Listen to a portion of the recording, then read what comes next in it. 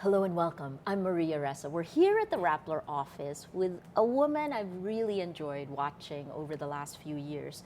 Australia's ambassador to the Philippines, Amanda Gorely, came in at a time of transition for the Philippines, and she has watched it, and the fact that she is a woman, that she's gone through this time of transition, it's a great time to talk to her because her last month is this month, December 2018. Amanda, nice to have you here in Rappler. Fantastic to be here, Maria. Well, tell me, what if you pull back from your time here in the Philippines, transitioning from one president to another, what stands out for you? Well, I think firstly I'd say for any diplomat, being in a country where there are interesting things happening is a bonus, because that means the work that you're doing is of great interest back home. So for me, as an ambassador, I've really appreciated the fact that the Philippines has risen in international profile and attention over the period that I've been here. Sometimes for very good reasons, sometimes for less good reasons. I guess what I would say is that over the period I've been here, with any democracy, you know that there will be a change in government at some point, and with the Aquino administration, we had a very comfortable, progressive relationship, which was largely on the same page on a lot of issues.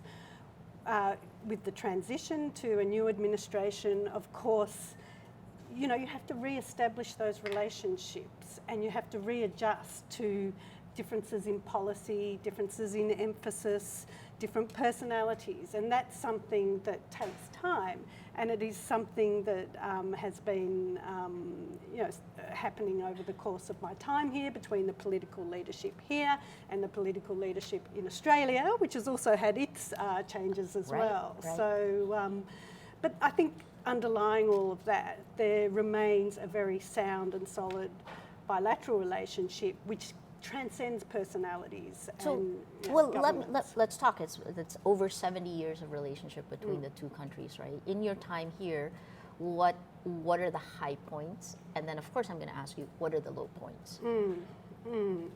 Well, I'd say the high points are also low points in a way. So the thing that really consolidated our bilateral relationship with this administration was the Marawi siege. Which of course was a terrible, terrible low point. But the high point that came from that was the Australian government's very rapid response to an absolutely shocking situation here in the Philippines by providing such game-changing assistance to the Philippine Armed Forces, which was very much valued by them from the president down. And then our continued training of the armed forces of the Philippines. So that has definitely been a high point in the bilateral relationship.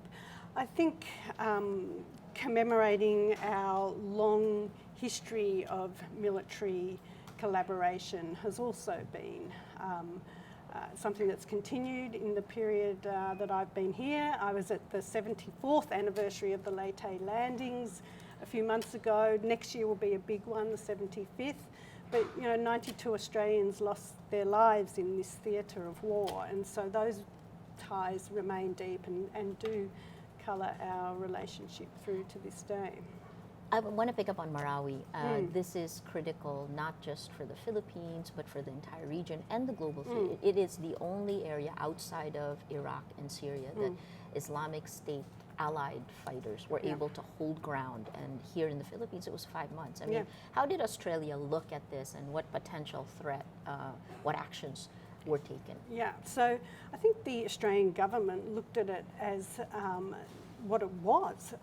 ISIS sympathisers here in Southeast Asia, in the Philippines, taking siege to a city and potentially capturing it, as they did for 5 months. And so we saw it as not just a threat to the Philippines, but a threat to the whole region. It was very close, too close for comfort. And so the Australian government was determined to support the Philippines.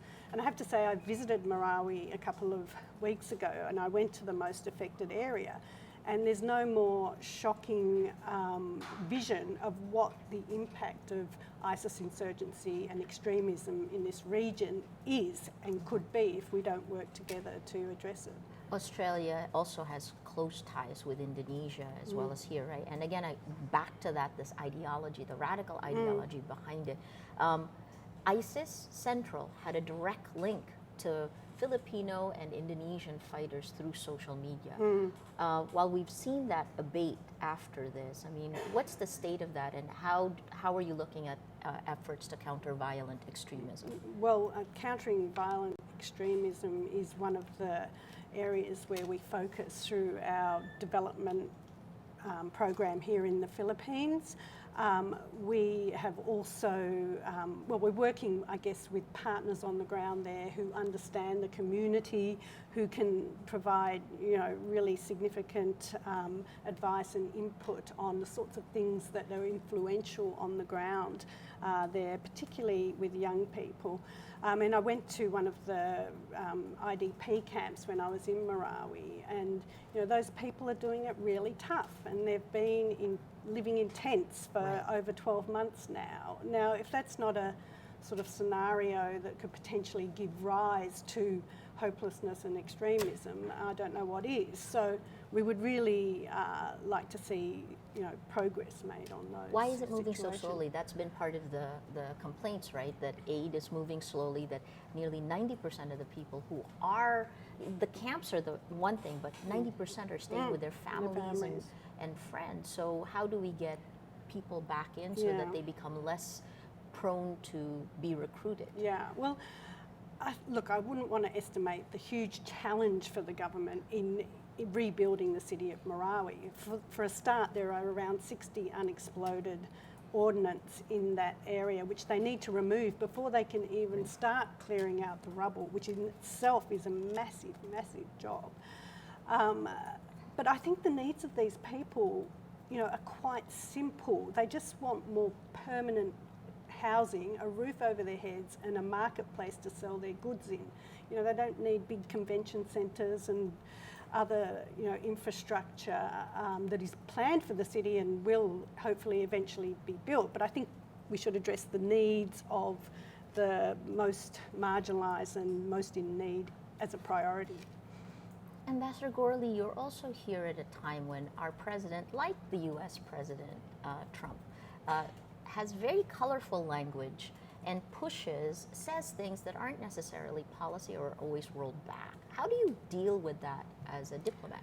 Well, I think when President Duterte first came to power, we were constantly getting, urgent messages from Canberra saying, what does this mean? What does this mean? And we would, over time we got used to the fact that he would say something and then it might be, wound back by, his colleagues or, portrayed as a joke. So you do become more attuned to the way he operates, and the fact that what he says in certain contexts isn't always, government policy as we would understand it. And I think, we see that in all countries. We see that increasingly in Australia as well. There's a certain amount of, posturing and colour and movement which is employed by politicians. But you also, I remember in your first month or so, when you first came to the Philippines as ambassador, was quite outspoken against one statement he made about the missionary and being first in line. Right? This is a rape. I mean, could other men, male ambassadors, have been taken to account by President Duterte? What made you decide to speak? First, tell us what that was about. Yeah. What went through your head? Well, firstly, it was about an Australian missionary, Jacqueline Hamill, who came to the Philippines and was working in the Davao jail, and she ended up being gang raped and murdered. And I have heard since that the President, when he was mayor, was really quite active in trying to resolve that situation. Ultimately failed, but I was always conscious that we were talking about a real person here who has a family, who is still alive, and I thought that her honour required some defending. However, what I said, I wouldn't say was a controversial statement. I simply said violence against women and girls is unacceptable anytime, anywhere, and should not be joked about, or words to that effect. I didn't mention any names. It was just a motherhood statement, which I don't think anybody would disagree with. But I guess in the context in which the tweet was put out there, it was interpreted as a more provocative statement by the now president, who wasn't the president at the time. Did you have any problems being a female ambassador? Here in the Philippines? No. I mean, I'd have to say the Philippines has largely lived up to its reputation as the most gender equal place in Southeast Asia and indeed the world. And I've never felt, particularly by Filipinos, discriminated against or belittled in any way. The occasional Australian, perhaps, but not Filipinos. We've also had to deal with increasing sexist and sometimes misogynistic remarks from our head of state, from President Duterte. How do you handle that? Well, I think it's important that women with a platform, like myself, like you, like the many women in the Philippines, do speak up, and men as well. And one of the things that did happen when I made that tweet was the US ambassador was asked about it and he backed me. And, you know, that had consequences for him as well. But I greatly appreciated the fact that he, you know, backed what I had said. And how could he not? It was a statement of principle that most people would agree with. Principles and values, as well as, I guess, how they connect to the shifting geopolitical landscape. We're seeing a lot. During the time you were here, our government decided, and quoting President Duterte in October 2016 when he went to Beijing, he said that the Philippines would pivot away from the United States to China and Russia. These geopolitical shifts for us, how did that impact you and Australia? Well, Australia, like the Philippines, I guess we're a middle power in this part of the world. We have an alliance relationship with the United States, very, very similar in their terms, the Australian one and the Philippines one. And we also have a strong economic and potentially strategic relationship with China that we want to maintain as well. So I don't think our objectives are that far apart, and I don't think it's particularly surprising that the new administration wanted to have a bit of a reset of the relationship with China, which was at an all-time low, given the previous administration's taking of the arbitration. Right. Having said that, I think, you know, it is in the interests of both our countries to stand up for the international rules-based order, the international norms that have been agreed.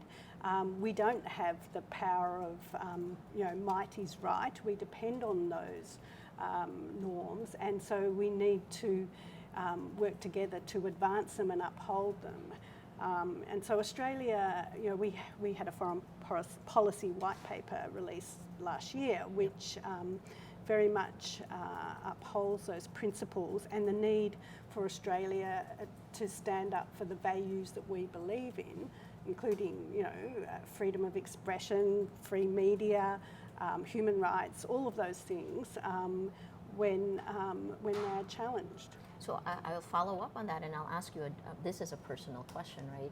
Today I had to go to the regional trial court to face arraignment on a tax case that I say is politically motivated. I mean, how would you describe the way press freedom has evolved in the Philippines in this time period? Well, obviously I can't comment on An court ongoing case in the Philippines, Yep. but I would say that I have, as a whole, been very positively impressed by the quality of the diverse media environment in the Philippines. I mean, I think it's one of the hallmarks of Philippine democracy, and I've just been so impressed by the quality of the debate and the journalism here, which really does inform, you know, diplomats like myself, the wider public, of course, but you know, from Australia's perspective, freedom of the press is an essential component of a democracy, and it is something of which the Philippines should be very proud, that it has such a vibrant media landscape here. In terms of what you yourself, I guess, what you take away as memories, if you were to choose one, what would it be? Memories. It's probably too soon to ask you that, right? But that's, It I is mean, it's been a different. few years Yeah. and there's been tremendous change here. Yeah, I think in terms of things that will personally stick with me, it will be going to places where the very marginalised people are. So visiting a community in Zamboanga who were displaced by the Zamboanga siege, who 5 years later we finally managed to support with housing and various other livelihood support. But them still not having electricity or sanitation or the things that we would take for granted. Those are the things that really, when you experience things that get you really motivated, those are the things that have had an impact on me, because I just can't understand why it can't be, why the assistance can't be more effective, and why the government can't provide them with electricity and sanitation and those sorts of things. Advice for the government in that situation? Well, I mean, I wouldn't advise the government. Of course, I have to ask you, but yeah. I mean, I just think in a country like this, which has a very strong economy, where it's not so much money that is an obstacle, there are still far too many people living in extreme poverty, which can be confronting for someone like me to encounter. So I know that the government has an objective of reducing the numbers of people living in extreme poverty, and I'm not suggesting that they're ignoring the situation. It's a very complicated situation, but I think that's one of the things that counted against the previous administration, that notwithstanding the high levels of economic growth, it didn't really trickle down, so to speak, to those who are at the lowest levels of society. This time period that you're here, I mean, how would you describe where the Philippines is in the world today? You said that there was, you came in and there's greater interest, there's, what does the Philippines look like outside? Well, I mean, I would describe the Philippines as being at the bleeding edge of some of the geopolitical challenges that are facing the world today. You're a Explain that, please. Well, you're a frontline state to the South China Sea. You have territorial claims there. You are, part of the ASEAN region, which is the fastest growing region in the world. One of the things I've loved about being here is I feel like I am at the centre of the world, geographically, but also in terms of the mindset. And so I think the Philippines has, a position where it can have an influence on some of these things through its own bilateral relationships, through the positions that it takes on some of these issues. The Philippines, working with its ASEAN partners and also countries, like-minded countries like Australia, can have a real role to play and a very useful perspective, I think, on some of those issues. I think that's fantastic, but there are two things I always hit out on, and I'd love to get your views on this: impunity in the drug war and on social media. Impunity on social media. I mean, this is also the time period when social media was weaponized against perceived critics, against journalists. So first on the drug war, I mean, how did you handle that? How do you propose Australia handle that? Well, Australia has been concerned at the rise in extrajudicial killings as a result of the drug war and the potential for a culture of impunity to become entrenched here. We've certainly called on the government to ensure that any extrajudicial killings are thoroughly investigated and those who are responsible held to account. And it was very reassuring a few days ago to see the police officers who were involved in the killing of Kian were held to account by the judicial system. So I think that sort of thing gives us some confidence that the institutions that make up the Philippine democracy, none of which are perfect, but they are able, where it counts, to hold people to account. Now, of course, the people who have allegedly been killed as part of the drug war are the poorest of the poor, and so their ability to take forward any sort of cases in that situation is limited. But I know there are very good people who are working with those people to help them take forward their cases. So we do raise the issue with the Philippine government. We're not standing on a soapbox. We do it in a way that is usually leader to leader, or counterpart to counterpart at the political level. Constructive engagement. Constructive engagement, which enables a debate and enables both sides to be put. Right. But I would say there's a mutual respect and a taking on board of perspectives on both sides of the equation. And then on social media now, again, this is, I think from 2015 down, social media has helped change the world and global geopolitical structures. Yeah. How did you see it play out in the Philippines, and what kind of impact do you think it's had? Well, I think, it's obviously been very influential in the Philippines. I mean, the Philippines was ahead of the US in terms of the election, where I think one of the first elections in the world where we saw social media being utilised in a very aggressive way, I guess, in support of various candidates.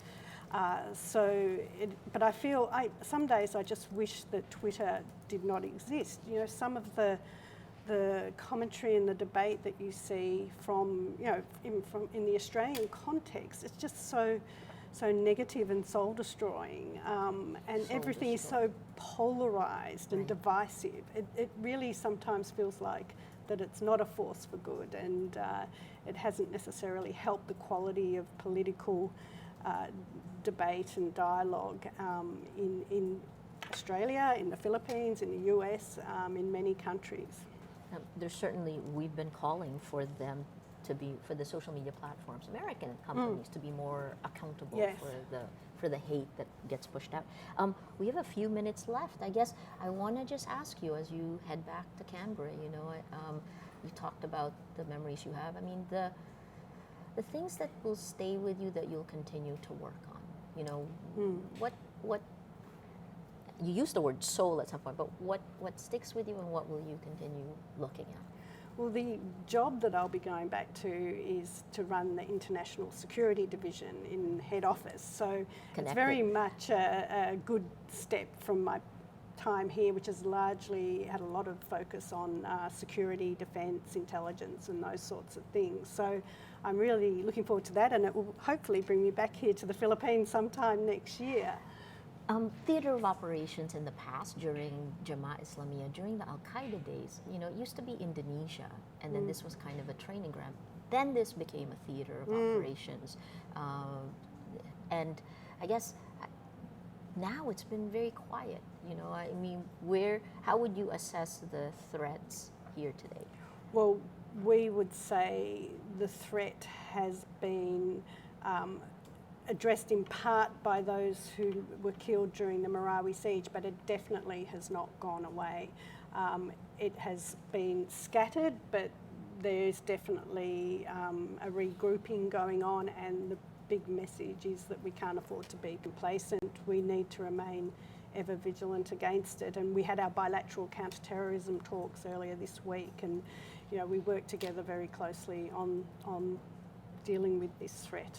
And how has that been affected by all of the shifts in power? The shifts in allies, the shifts in power, has it impacted our ability to deal with this very real threat here? I don't think so. I mean, I think all nations are committed to the same end in terms of countering terrorism. This is my last question, and then I'll just ask you for your last thoughts. But what we've seen in Southeast Asia in the last few years is really a rollback of democracy in so many ways. Authoritarian style rulers gaining more power, consolidating power, sometimes with the aid of the new technology that's there. Where do you see I mean, it's probably going to be one of the security issues you'll tackle, but how will you and Australia handle this rollback? Well, we have to work with the governments who are elected. I mean, and I do always point out that President Duterte was elected. Right. Prime Minister Mahathir was elected. in Indonesia, it's the world's greatest democracy after India, I think. Right. So, these are people who've been elected by a majority in their country. So that's what the Australian government has to work with, and by and large, we are able to work very constructively with the leaders of this part of the world.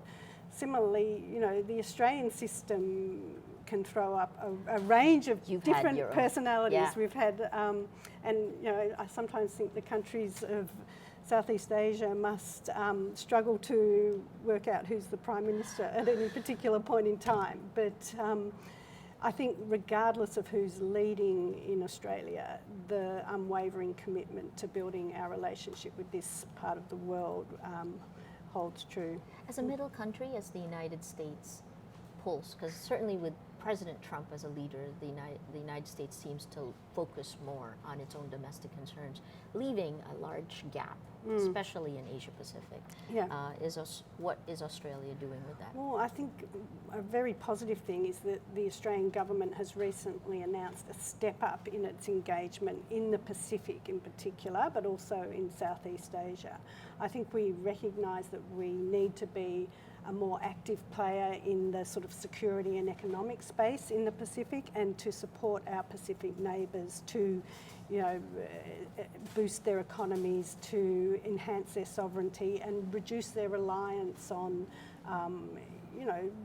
debt financing that could get them into trouble.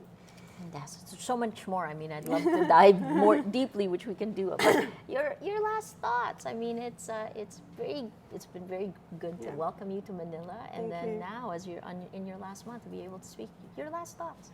Well, I just go from the Philippines with such positive and hopeful thoughts about this place. I mean, I think sometimes it's a country that doesn't always put its best features forward. And, I've travelled up and down the country. I've been to Mindanao about a dozen times. I've been as far north as Batanes and everywhere else in between. And everywhere I go, I just see a different wonderful part of this country. I mean, of course there are huge challenges, but I think it's a country that has so much going for it, and I really hope that there is a bright future ahead. I'm sure that there is. Well, we hope the same. Thank you. Thank you Thanks, so much, Maria. Ambassador Thanks for Gorely. your support. We've been speaking with Amanda Gorely, the Australian ambassador to the Philippines. It's her last month. So she's on Twitter at AusAmPH. Say goodbye and wish her well. Guys, I'm Maria Ressa. Thanks for joining us. Thank you. You know the